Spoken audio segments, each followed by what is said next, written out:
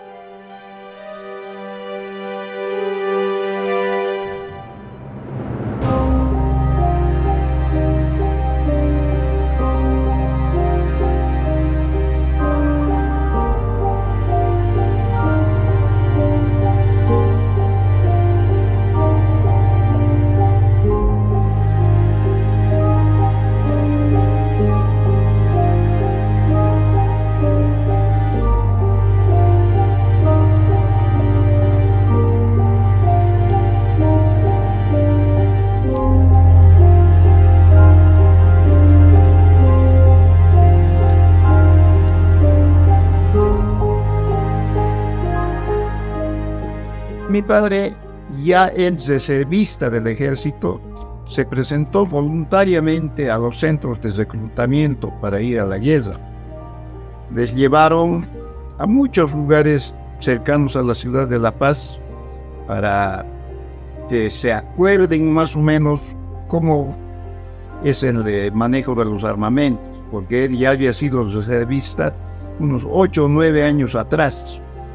Entonces a todos ellos, con una especie de entrenamiento, les llevaron a muchos pueblos cercanos a Viacha para hacer ejercicios de entrenamiento.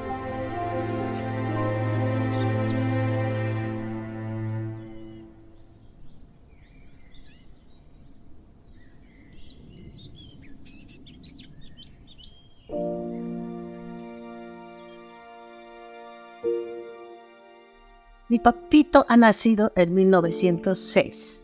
Era el menor de 10 hermanos, pero vivieron 4. Mi papá salió bachiller del Colegio Bolívar e inmediatamente comenzó a trabajar en el Banco Nacional. Cuando fue a la guerra del Chaco, mi papá tenía unos 24 años. Él era de la generación de los patriotas que querían ir a la guerra del Chaco.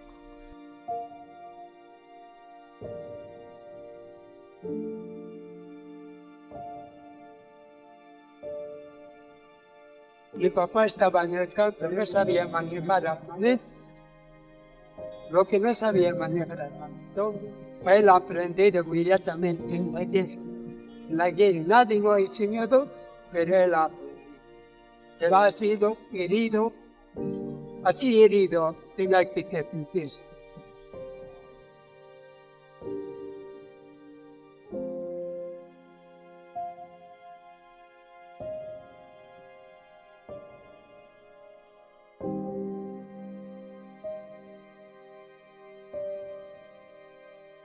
Entonces, cuando estalló la guerra, igual que había sucedido un par de años antes con el incidente de Fortín Vanguardia, hubo enormes manifestaciones de gente y los jóvenes se dirigieron inmediatamente a la puerta de los cuarteles. ¿Quiénes eran los jóvenes? Los jóvenes de colegios, ¿no? Los jóvenes alfabetos, los jóvenes criollos mestizos de clase media. Fueron los primeros en reclutarse. Tanto así que, por ejemplo, una de las primeras batallas importantes que se da en la Guerra del Chaco, que es la batalla de Boquerón, es una batalla básicamente de criollos mestizos. Era un joven muy jovial, muy de amigos, Y a la Guerra del Chaco también se alistaron dos amigos de él, Willy Lucio y Armando Rengel. Armando Rengel fue al final piloto y para él fue un cambio terrible, totalmente altiplánico, orureño, que amaba el frío. El vice le ha tocado hacer frente en el bautizo de fuego. El bautizo de fuego era la primera batalla, el primer combate que tuvieron con el enemigo, o sea, con los paraguayos. Él siempre se acordaba de ese momento, porque se ha quedado grabado en su mente para toda su vida. Era una tarde, dice, y un día, una tarde donde empezó el combate, casi todos los soldados casi se murieron de susto, porque jamás habían estado en una tostadera, decía él, en una tostadera de esa clase, porque sonaban los fusiles, sonaban los morteros, que al final de cuentas querían enloquecer. En estas condiciones, si te llegaba una bala, posiblemente era mejor que te mate a que tuvieras que ir a las clínicas, a las enfermerías de campo. Tal era el desastre de la condición.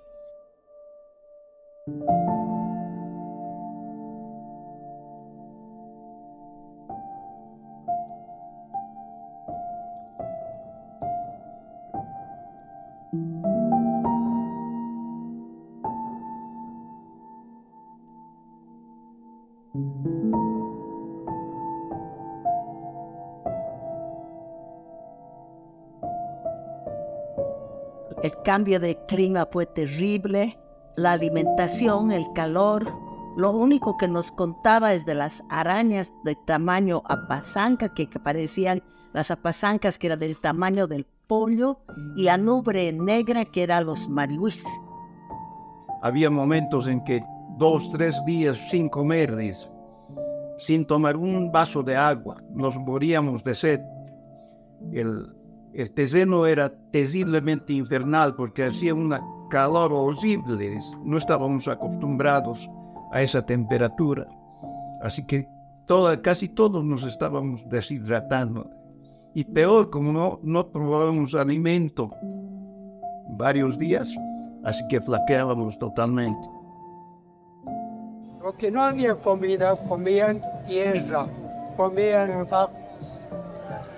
Y ha sido un sufrimiento, no había agua, su orín tomaba.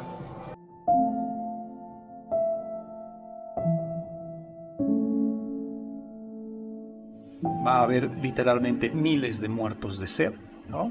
Esta muerte de sed no hace distingos entre blancos, criollos, mestizos, indios, ni grados militares. Todos van a morir igual de sed.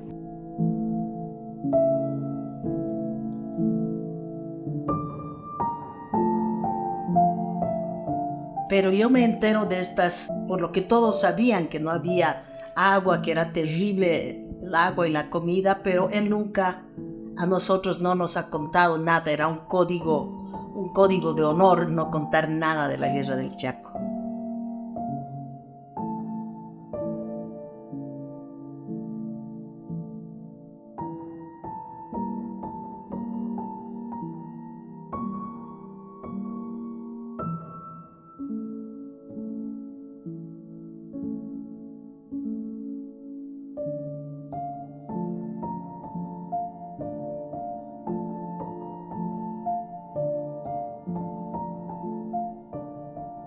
Podemos ver a la Guerra del Chaco como el gran igualador, la gran igualadora de la sociedad boliviana y la que va a crear las condiciones para un gran cambio social en las siguientes décadas. Estando, él decía, más de un año en pleno combate, llegó un día, la víspera de Navidad, él decía, he caído prisionero. Creo que me decía en la batalla de Campo Villa, si no me equivoco. Él decía, todo el ejército boliviano ha sido aplastado por el ejército paraguayo en esa batalla, donde era prácticamente una desbandada del ejército boliviano. Entonces habían escapado, ellos han retrocedido varios días y no podían recuperarse. Todos se han dispersado, cada cual sálvese quien pueda, hasta que transcurridos 27 días, él siempre se acordaba de eso, 27 días sin probar alimento, sin tomar una gota de agua. Eso decía. Estábamos, dice él, estaban totalmente exhaustos, no podían ni pararse, y al final se habían enterrado en la arena. Eso les hacía descansar un poco, y en el día salían de la arena un poco reconfortados. Ha mandado cartas varias veces a su papá, a mi abuelo.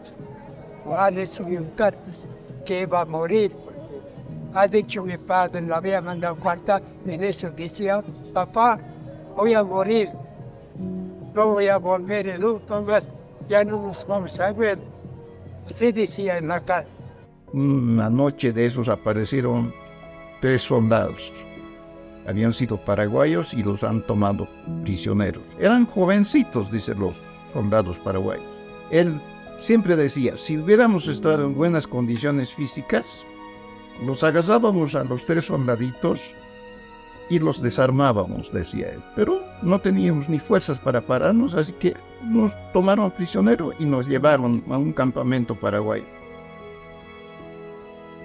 La izquierda internacional postulaba que los hermanos de clase no pueden dispararse entre sí, ¿no? Los obreros, los campesinos paraguayos no pueden disparar contra los obreros y los campesinos bolivianos. Y ellos, por lo tanto, no podían avalar con su presencia esa guerra. Cuando han entrado al campamento paraguayo, ha quedado sorprendido, dice mi padre, porque en el campamento paraguayo había miles de soldados bolivianos prisioneros tendidos en el suelo, otros sentados o tendidos en el suelo. A ellos los han metido a ese especie de campo de concentración, y más bien, él dice, los paraguayos han sido benevolentes, les habían dado un poco de comida. Y él siempre se acuerda, dice, después de casi un mes de no probar nada, hemos probado como si fuera un manjar, no sé qué cosa, él dice. Parece que nos han dado un pedazo de pan con carne, dice. Lo que ha caído herido se ha enfermado, pero ha caído al hospital, ha vuelto a salir otra vez a la guerra, seguía insistiendo.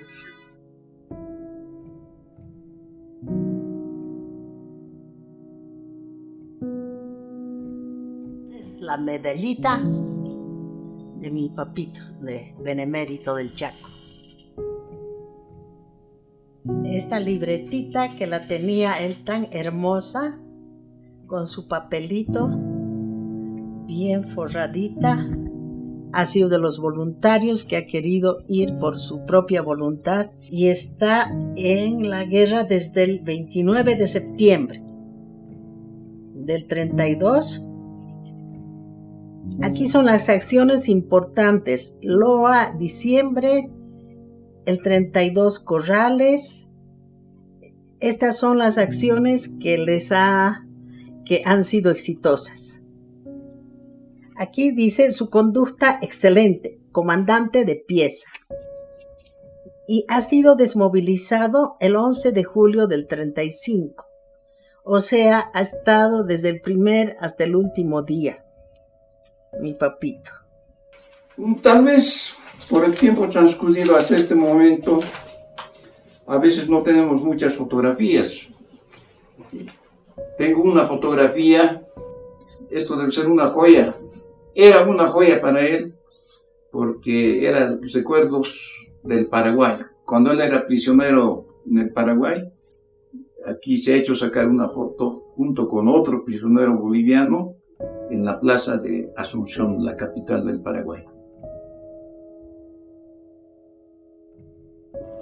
En todo caso, una de las grandes conclusiones a las que llega Roberto Querejazo Calvo al final de la guerra, dice, es tanto los criollos como los mestizos como los indios vestimos el mismo uniforme, comimos la misma comida y tuvimos el mismo sufrimiento y sufrimos la misma sed y el mismo hambre.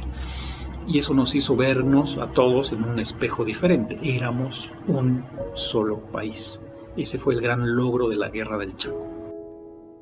La unión en momentos de sufrimiento nos hizo mirar a un panorama único hacia el futuro, que recordarlos nos hace ver el gran valor del hombre ante la adversidad.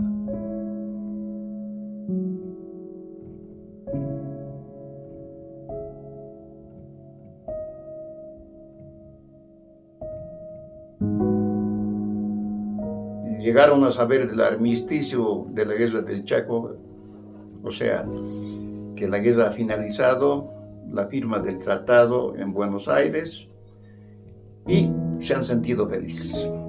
Había estado prisionero cerca a 2 años en el Paraguay. O sea que ha tenido, como combatiente estaba 1 año y más, y como prisionero 2 años en el Paraguay. En total ha estado 3 años alejado de Bolivia y de sus parientes. Estuvo del principio a final en la guerra, pero parece que algunas veces lo licenciaron, porque tengo aquí los papeles, que le hacía daño a la comida, estaba muy mal del estómago, y en un certificado al final dicen que fue su comportamiento intachable a pesar de los problemas de salud que había tenido. Al final de la guerra, sin embargo, cuando uno ve las fotografías y las filmaciones de la desmovilización, se trata básicamente ya de una masa absolutamente indígena, ¿no? Muy indígena, el ejército boliviano, ¿no? El grueso de la tropa, no cabe la menor duda, está compuesto por masas indígenas mayoritarias.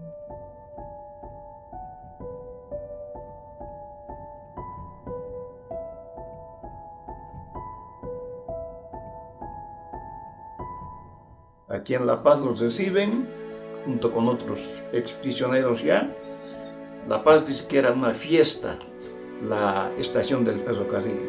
Que toda la gente lloraba de alegría, bebían cerveza, dice, porque había harta cerveza en la puerta de la estación central. Y prácticamente los familiares que les llevaban un pariente un día, o otro pariente otro día a sus casas y los festejaban. No había, mi padre decía, creo que es 1 mes de festejos que he tenido, es la única vez en mi vida. Y ha tenido ese código de honor de nunca decir lo malo que ha pasado, el hambre, todas las barbaridades que cuentan, él no nos cuenta, mi papi. Era un hombre muy estoico, muy orgulloso del servicio que tuvo, ¿no? Como benemérito. Cuando acabó la guerra, ha vuelto aquí a La Paz, en el Palacio del Gobierno, estaba de guardia. De la guardia, su hermana le llevó a provincia y no ha vuelto nunca más. Allá en la provincia se casó con mi madre se casó. A pesar de todo, al volver de la guerra ha tenido una vida muy feliz, ha vuelto a su puesto de trabajo en el banco, luego ha sido gerente de Oruro, gerente de Tarija y gerente de la ciudad de Potosí. Ha sido también alcalde de la ciudad de Oruro cuando era presidente Siles Salinas. Contaba sus vivencias y a veces lloraba, porque decía, jamás me hubiera imaginado que la guerra era así. Y siempre pedía que nunca haya una guerra, porque los hombres sufren en las guerras, las familias, los hijos huérfanos, las mujeres abandonadas, y nunca debería de haber una guerra. Eso decía mi padre. Mi papi ha sido una persona muy especial y se lo extraña tremendamente porque ha sido una persona muy disciplinada en su vida, pero una persona muy amada y querida y extrañada.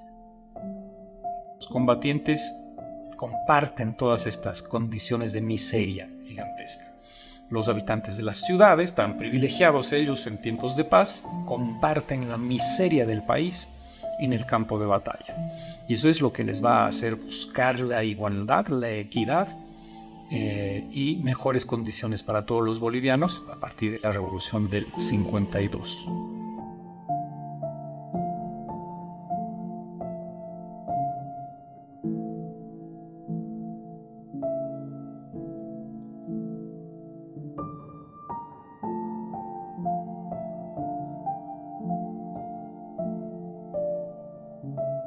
Estas historias de 3 soldados bolivianos nos muestran una mirada igual en la guerra del Chaco.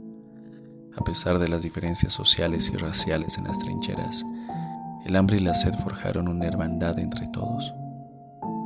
La unión puede superar las divisiones. Un pensamiento que invita a recordar y abrazar la historia de aquellos que, en medio de la sed y el hambre, encontraron unidad en la guerra.